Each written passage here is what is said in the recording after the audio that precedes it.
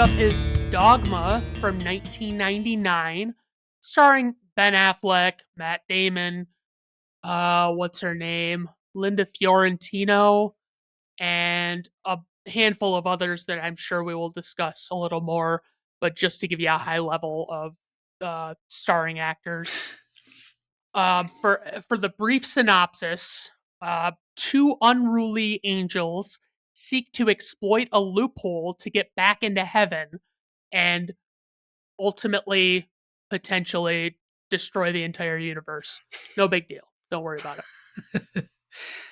I added to that, it's up to a ragtag team consisting of the last Zion, a couple of dopey prophets, and the long-forgotten 13th apostle to stop them. Hilarity and potentially unintentional social commentary ensues. Potentially unintentional. I'd love to know it's unintentional. Anyway, so unintentional in the sense that there is a rubber poop monster in it. How serious could he have been with this movie? To all the people who, a point that he's made to all the people who like have boycotted it and protested it and stuff, both at the time and since, he's like, there's a rubber poop monster in it. Get over yourselves. Oh my! I remember.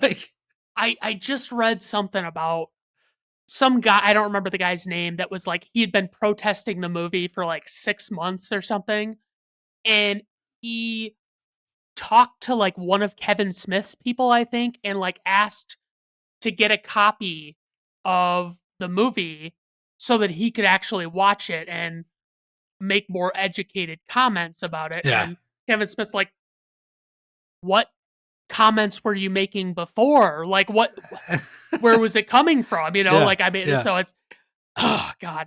Yeah. Just shit like that is just the fucking worst, like, honestly. It's not surprising though, right? Are you really surprised at all? Yeah. No, all the people who were protesting it on like opening weekend, who obviously they hadn't seen the movie, right? But they didn't like the premise. Right. They just knew something was in there that was going to bother them, and it's like, okay, yeah. Because go ahead.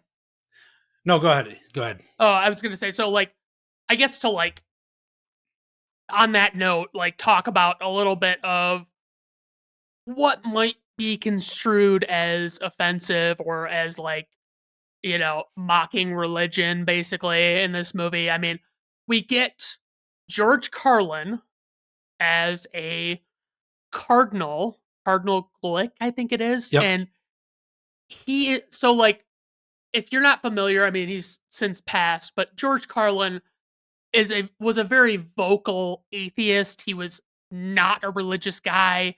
He's got many, many interviews where he says a lot of bad things about religion and things like that. And so it's like they put him in this cardinal role and he's trying to revamp this church, and he unveils this statue of what he calls Buddy Christ. And it's like, it's Jesus, and he's smiling and he's like winking and pointing, and it is the most ridiculous thing. Like, it is so crazy. And I mean, the premise being that Jesus on the cross is too depressing. That's not, it's too depressing. That people don't want to see that. Like, we need something more upbeat. Right. It's like, as a mascot. Right. And so like, essentially that's like the idea is like, he at this unveiling says that essentially while they're doing the rededication of this church, anybody who comes there will be forgiven of all of their sins. And so that's kind of what sets the wheels in motion for this entire plot. I mean, we get glimpses of Ben Affleck and Matt Damon's characters, Bartleby and Loki, that's right. And so so like, Loki is he's more, it's like the first thing we see him doing is talking to a nun, and he somehow convinces this nun that like everything that she believes in is wrong, and she like accepts it like that. I'm like, okay, this is not how conversations with religious people go. I'm sorry, this is not the way it works. And it's like she's just like, oh, I can't believe, I don't know what I'm doing with my life or whatever. And it's like, oh God. Right, because you have these they're two fallen angels Right. that see this as an opportunity to get back into heaven. They've been Right. cast out by God, Mm-hmm. and this is their chance to get back into heaven. But by doing so, there's some premise somewhere in the premise is it like proves God is fallible, and therefore like it'll jeopardize existence or something. Right. Well, because it's That, like, isn't it yeah. like Loki was the angel of death and Yes. Bartleby convinced him to like step down from his post? To And cast that down his was fiery sword or whatever. Yeah. right, right. So that got them banished Yep. to Wisconsin. I think Yes. was like Yes. their Yes. dreadful fate is like going to Wisconsin. And I'm like, yeah, I Yeah. get that.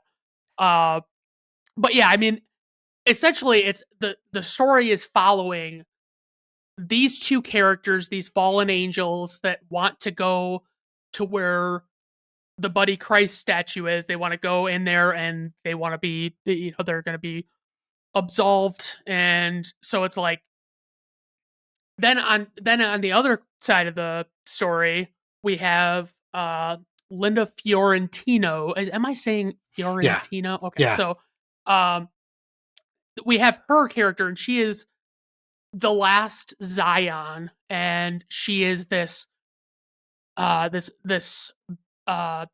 barren, I guess I would say, like this she works at Planned Parenthood, and she, so it's like there's abortion protests and stuff like that going on outside of her work all the time, and she gets approached by the great Alan Rickman to Who is playing the Metatron, the he's voice of God. right. So it's like he comes and like kind of like tells her who she is. Like she doesn't realize obviously that she's the last Scion, and he he convinces her. And I mean, Alan Rickman, is he ever not great He's in amazing. anything? I mean, He's he's amazing. fantastic in everything. So I mean, you get some like comedy of like, him not being able to drink alcohol, him not having genitals, just different things like that. I mean, it's just strange biblical comedy that I don't feel like you've ever seen in a movie before. Like it's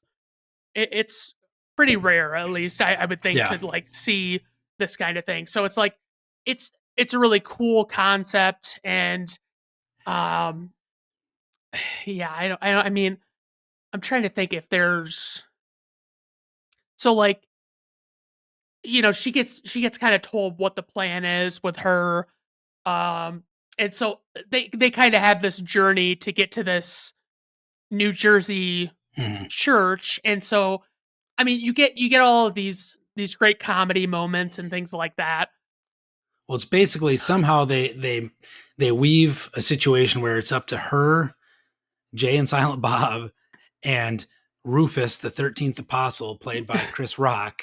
They Right, have to band together to basically try and stop them from getting right, into the church. And then you find out that also the devil has figured out what's going on. And so he sends these demons with hockey sticks, the poop Mhm, monster, and who is it? Azrael, played by Jason Lee, mhm, also to try and stop him. But right, Azrael kind of doesn't want him to stop because he's also been slighted, so he doesn't. Something like that. But so basically, you have this kind of adventure ensues where you've got these different people all trying to get to New Jersey for their own purposes.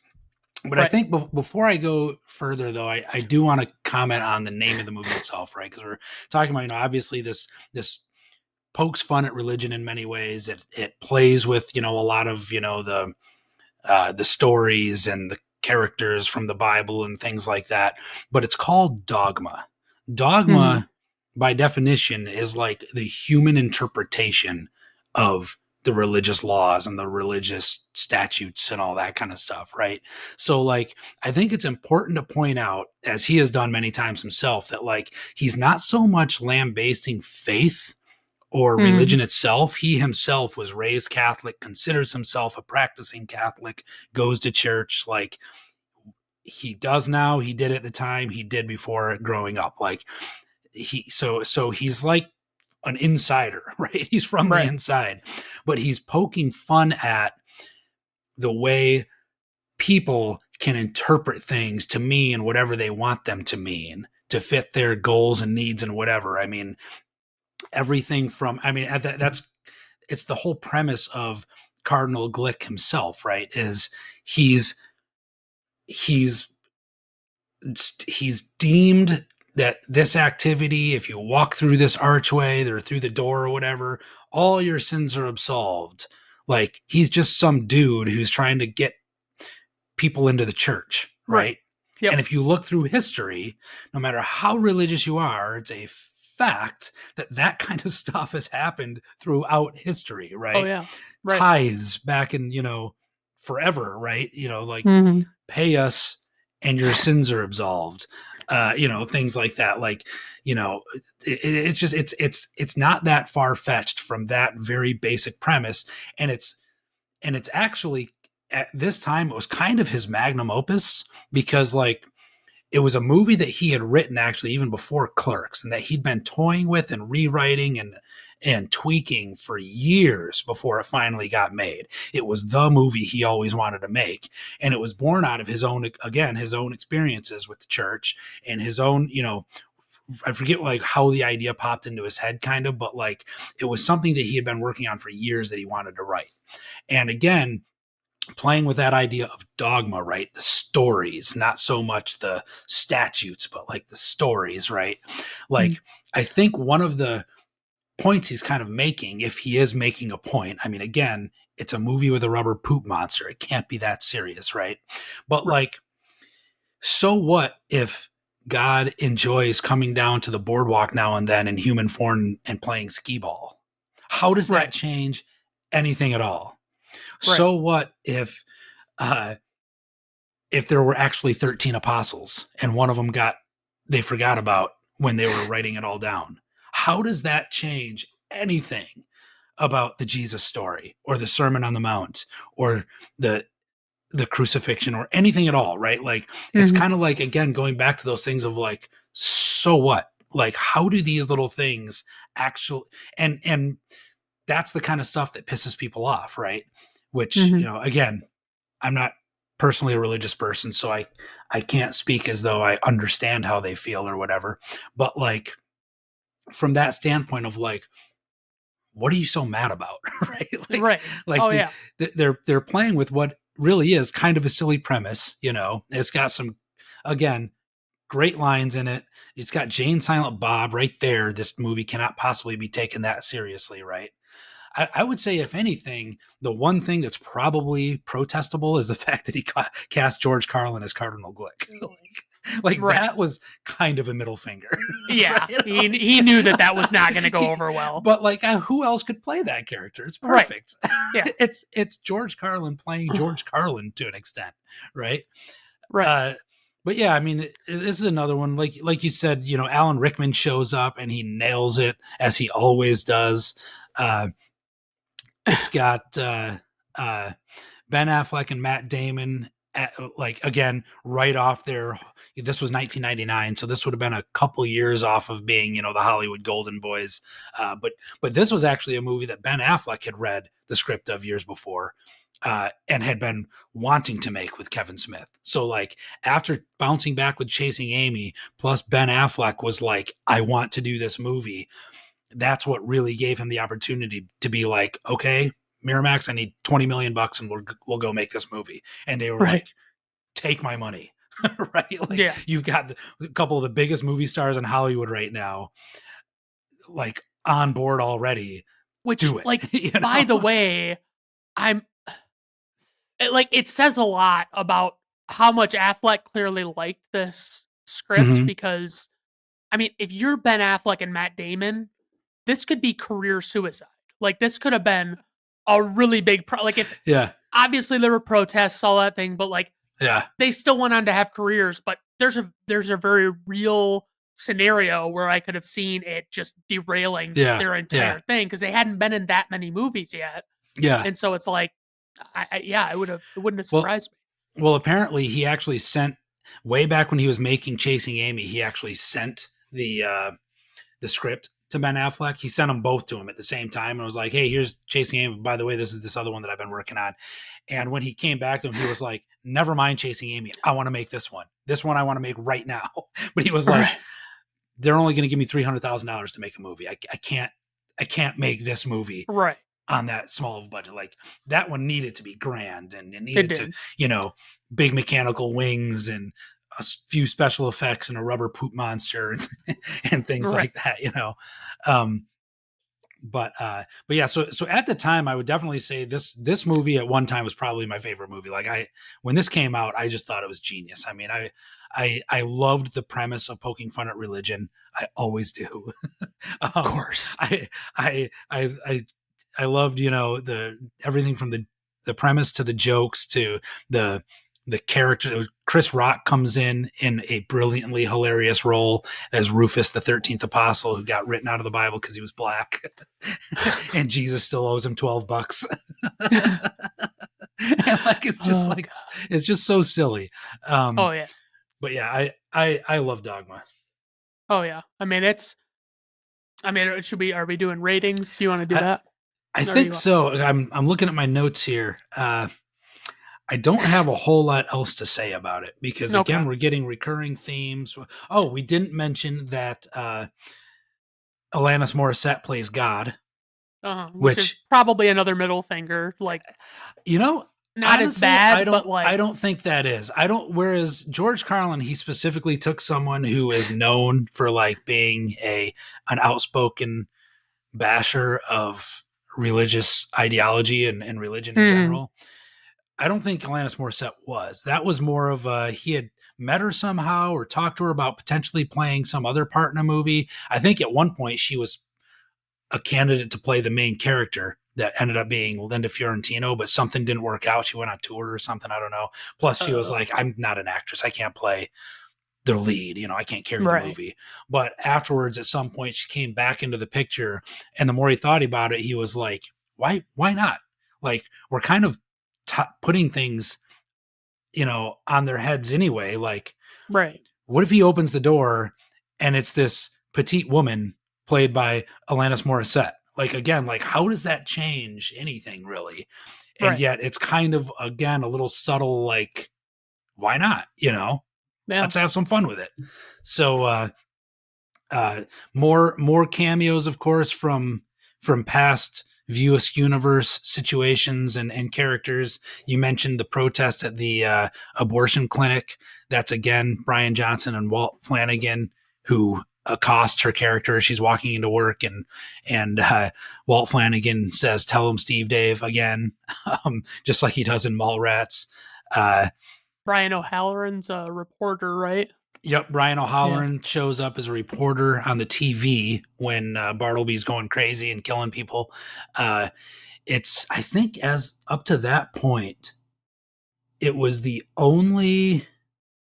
movie, the only Jay and Silent Bob movie, or sorry, he was the only actor from like all the movies that besides Jay and Silent Bob that had been in every single one.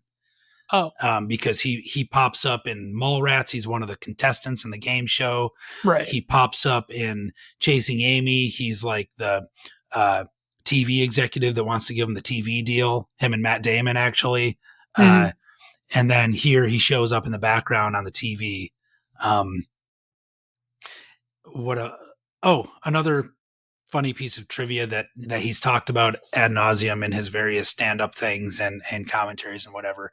And you can actually find it on YouTube if you look it up. There's a clip where on like opening weekend where, he's living in New Jersey in his hometown or whatever, there was a protest. A bunch of religious people were protesting the movie theater out on the curb. And so he and his friend Brian Johnson, who plays Steve Dave and all these things, and Mm. who the Randall character was based on, they drove down to the movie theater and joined the protest. And they made signs and everything, and they were out there protesting his own movie with them.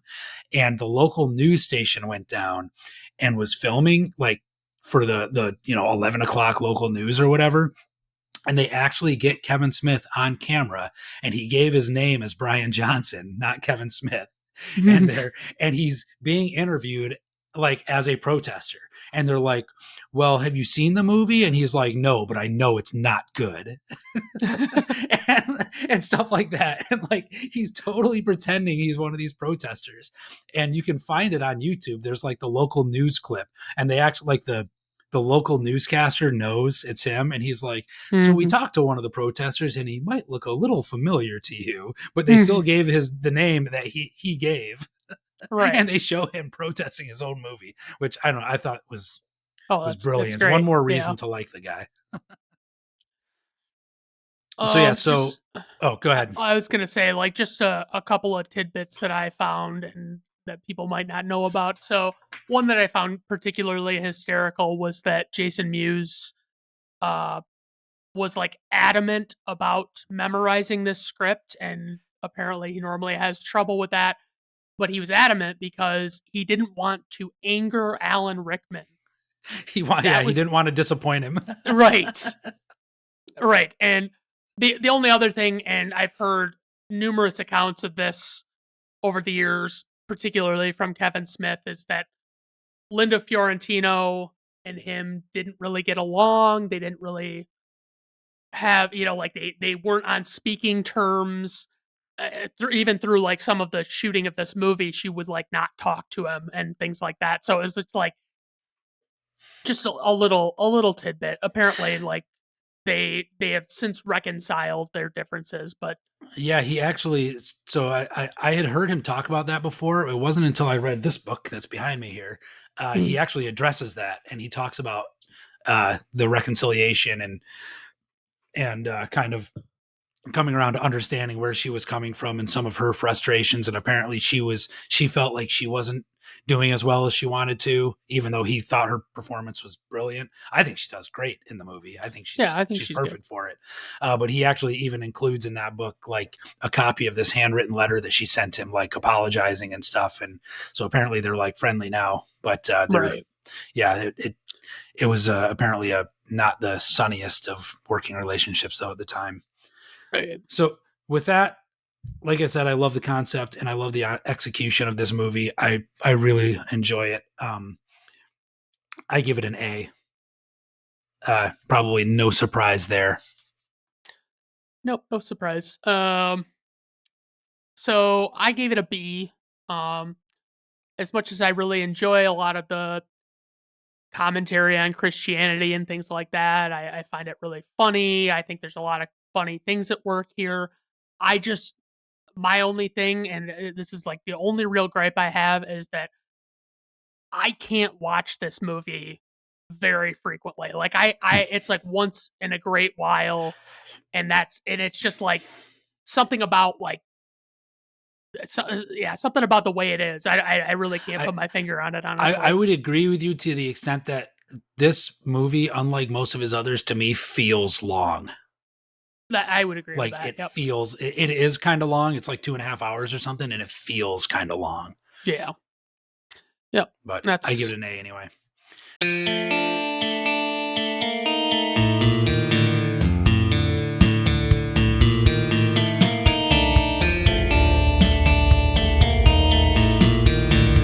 Brandon at Random Reviews artwork, theme music, and podcast are written, performed, recorded, engineered, directed, and produced by Brandon Griffes in association with Brandon at Random Reviews Entertainment.